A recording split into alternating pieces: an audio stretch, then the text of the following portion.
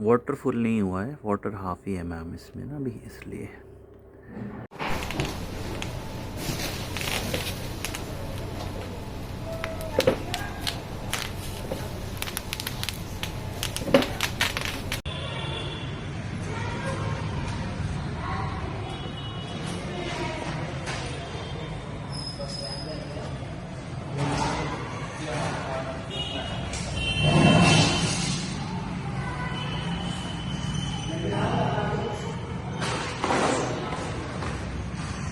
तो एवरीवन, मैं आप देख रहे हैं हमारा यूट्यूब चैनल निदान speech and hearing centre.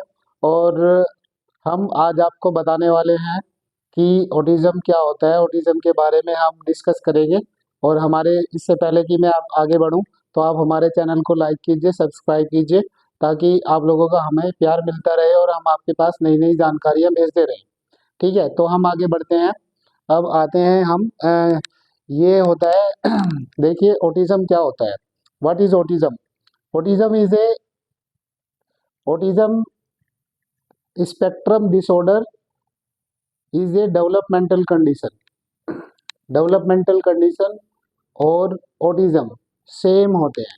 Okay, children with autism may have challenge in the many areas, main areas and many areas like communication skills and social interactions and behavior and sensory responses.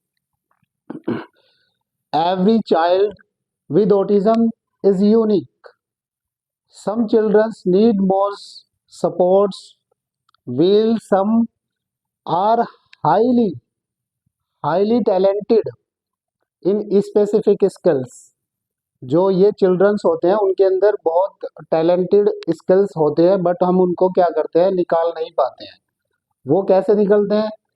जब जैसे autism के जो बच्चे होते हैं, autism के बच्चों को हम कैसे उनको डायग्नोज करें, उनके जो साइन होते हैं, जो सिम्टम्स होते हैं, वो कैसे हम उनको पहचान कैसे करें, वो हम बताते हैं अभी कैसे पहचान उनको करें। ठीक है, early sign of autism. Early sign of autism, some early sign में इंक्लूड्स, उसमें मैं इंक्लूड कर रहा हूँ, जैसे कि not responding to their name. वो अपने रेस्पॉन्स से नेम से रेस्पॉन्स नहीं करते हैं। अगर हम उनको आवाज़ लगाएंगे तो रेस्पॉन्स नहीं करेंगे। एंड लिमिटेड आई कांटेक्ट, और उनका जो आई कांटेक्ट होता है कुछ समय के लिए होगा। जैसे आप बिठाएंगे उनको सामने तो कुछ समय के लिए वो बैठेंगे, फिर इधर उधर ध्यान लगाने लगेंगे। वो आई कांटेक्ट नहीं करते, उसको हम पुअर आई कांटेक्ट भी बोलते हैं। ओके, फिर आता है उनका डिलेड स्पीच। उनकी जो होती है डिलेड स्पीच भी होती है। And repetitive behaviour like hand flapping और स्पाइनिंग। जैसे हाथों को हिलाना, ऐसे हाथों को हिलाते हैं और स्पाइन करते हैं, तो ये उस तरह के सिम्टम्स होते हैं। फिर जैसे कि आप देखेंगे कि हैंड फ्लैपिंग तो कर ही रहे हैं, plus jumping and toe walking, ये जो सिम्टम्स होते हैं, ये जो साइन होते हैं, ये ऑटिज्म के साइन होते हैं। और उसमें क्या होता है, उसमें ये भी होता है कि जैसे कि आप उसके कुछ और जो सिम्टम्स होते हैं, और डिफिकल्टीज एक्सप्रेसिंग नीड। जैसे मान लो उनको कोई चीज, किसी चीज की जरूरत है, तो वो क्या करते हैं, वो अपनी उस चीज को बताने के लिए उनके सामने डिफिकल्टीज आती हैं, कठिनाई आती है। ठीक है, तो ये कुछ सिम्टम्स होते हैं, जैसे getting upset with small changes, unusually reaction to sound, touch और लाइट। उनमें जैसे टच से और साउंड से और लाइट से उनको, उनके अंदर जो रिएक्शंस आते हैं, तो उसको हम ये सेंसरी के इश्यूज होते हैं, तो हम उसको उधर लेके जा सकते हैं, वो सेंसरी इश्यूज में चले जाते हैं। ओके, अब हम इनके साथ में कैसे वर्क करें, और जैसे strength of children with autism, उनकी जो स्ट्रेंथ होती है हमें उसको पहचानना चाहिए। जो ऑटिज्म की स्ट्रेंथ होती है ऑटिज्म बच्चों की, तो हम उसको उनकी जो स्ट्रेंथ होती है, उनकी स्ट्रेंथ को पहचान के अगर हम उनके साथ काम करेंगे तो ज़्यादा अच्छा हमें बेनिफिट मिलेगा। लाइक जैसे उनकी जो मेमोरी होती है वो great memory and good attention to detail, उनके जो उनका जो अटेंशन है वो उनको हम अच्छा कर सकते हैं, ठीक है। And honestly and purity, honesty and purity and strong visual learning strong visual learning, जो उनका विजुअल लर्निंग वाला पार्ट होता है, जैसे हम बच्चों को दिखाते हैं और उनसे उनको लर्न कराते हैं, तो हमारे पास में बहुत सारे ऐसे बच्चे हैं जो उस तरह से उसको एक बार में ही कर लेते हैं और उसमें हमें बहुत अच्छा रेस्पॉन्स मिलता है।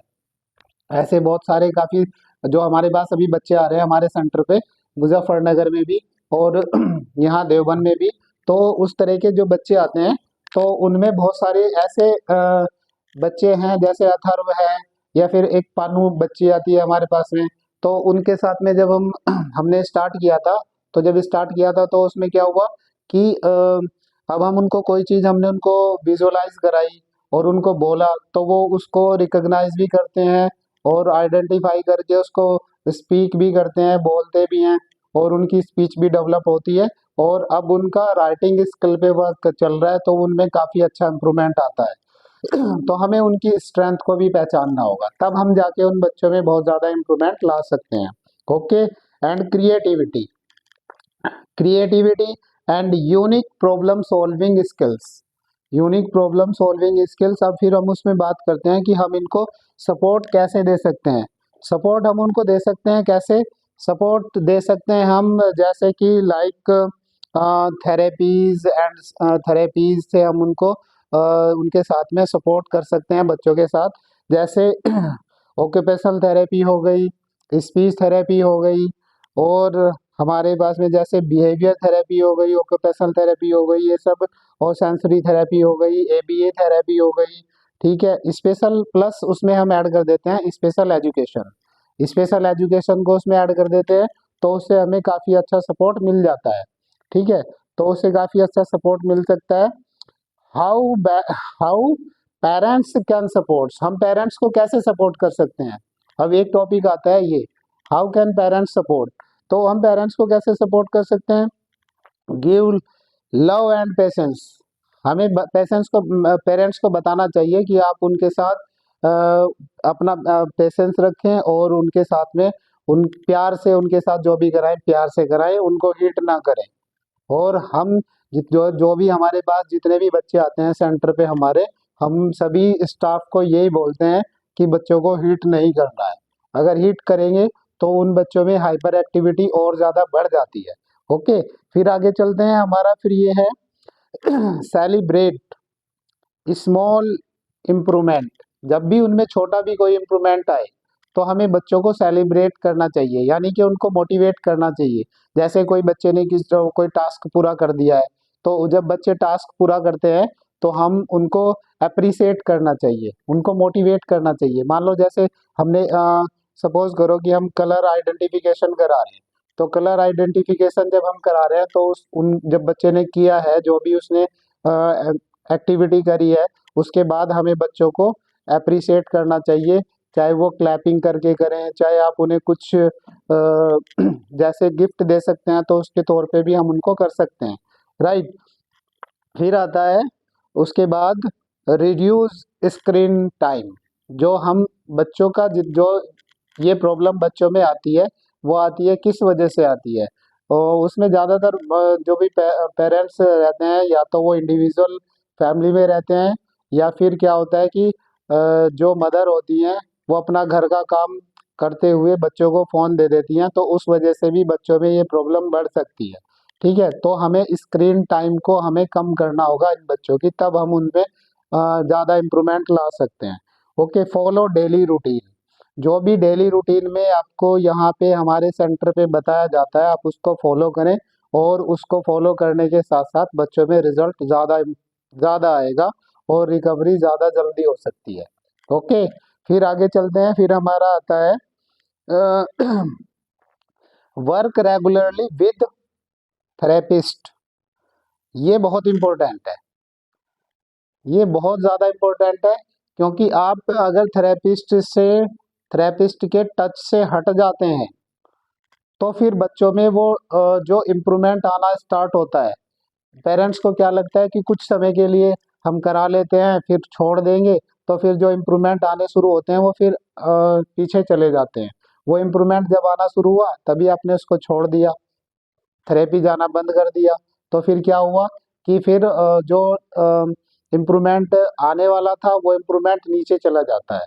तो इसीलिए आप थेरेपिस्ट के टच में रहें रेगुलरली, ताकि आपको समय समय पे वो सारी जानकारियाँ मिलती रहें।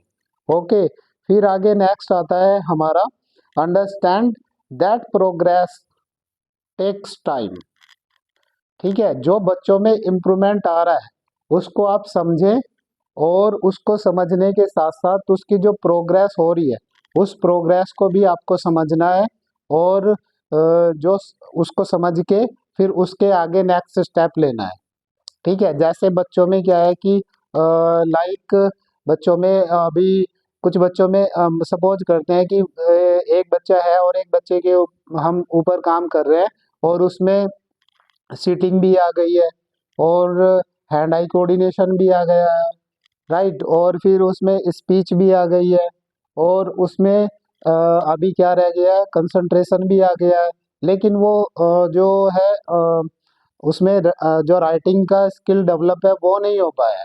तो उसके ऊपर अब हमें देखना है कि हमारे बच्चे में क्या क्या इम्प्रूवमेंट आ रहे हैं। छोटे छोटे इम्प्रूवमेंट आएंगे, जब छोटे छोटे इम्प्रूवमेंट आएंगे तो उनको फिर उनको आपको नोट करना है, और आप उनको नोट करेंगे, तब उनको नोट करने के बाद फिर नेक्स्ट स्टेप छोटे छोटे इम्प्रूवमेंट आएंगे, तो तब आपके बच्चे में रिकवरी पॉसिबल है। नहीं तो फिर उसमें वो बच्चे पीछे रह जाते हैं, फिर प्रॉब्लम आती है। ये पेरेंट्स की बहुत ज़्यादा कंप्लेन रहती है, तो और ज़्यादातर सभी पेरेंट्स की रहती है।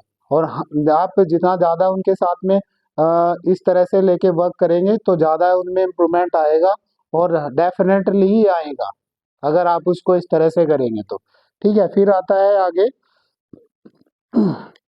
फिर इस तरह से जो ये इस तरह की जो मैसेज हैं, इस तरह के जो हमारी जो ये हमारे यहाँ पे जो क्लास होती है, ठीक है, और जो हमारा जो स्टाफ होता है वो पूरी तरह से सभी बच्चों के प्रति डेडिकेटेड रहता है।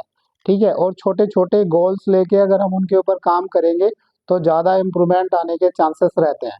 ठीक है, और हमारे चैनल को आप लाइक करें, शेयर करें, सब्सक्राइब करें। और इन्हीं बच्चों के लिए हम क्या कर रहे हैं, एक हम लोगों ने एक स्कूल खोला है, प्ले स्कूल। उसमें क्या है कि सभी बच्चों के लिए जो ऑटिज्म के, एडीएचडी के, या फिर जिनका डिले डेवलपमेंट है, सीपी बच्चों के लिए, या फिर जैसे कि मान लो लर्निंग डिसेबिलिटी वाले जो बच्चे हैं उनके लिए एक प्ले स्कूल खोला है। क्योंकि इन बच्चों का जो एडमिशन है वो नॉर्मल स्कूल में कोई भी, जितने भी ये प्राइवेट स्कूल है, वो स्कूल वाले इन बच्चों को अपने यहाँ पे एडमिशन नहीं देते हैं। क्योंकि अगर वो उन क्लास में रखते हैं तो उसमें वो दूसरे बच्चों को भी डिस्टर्ब करते हैं। तो इसलिए हम लोगों ने ये एक मुजफ्फरनगर में हमने एक स्कूल भी खोला है। अभी वो may be 10th of January से स्टार्ट होने वाला है। ठीक है, तो उसमें हम ये सारी फैसिलिटीज़ देंगे बच्चों को, लाइक जैसे ओटी हो गया, पूरी तरह से ओटी का पूरा सेटअप हम उसमें डाल रहे हैं। ठीक है, सेंसरी का अलग डाल रहे हैं, और स्पेशल एजुकेशन का अलग डाल रहे हैं। तो वहाँ पे ये सारी फैसिलिटीज़ वहाँ पे बच्चों को अलग अलग मिलने वाली है। तो आप हमारे चैनल को लाइक कीजिए, सब्सक्राइब कीजिए, शेयर कीजिए। Thank you.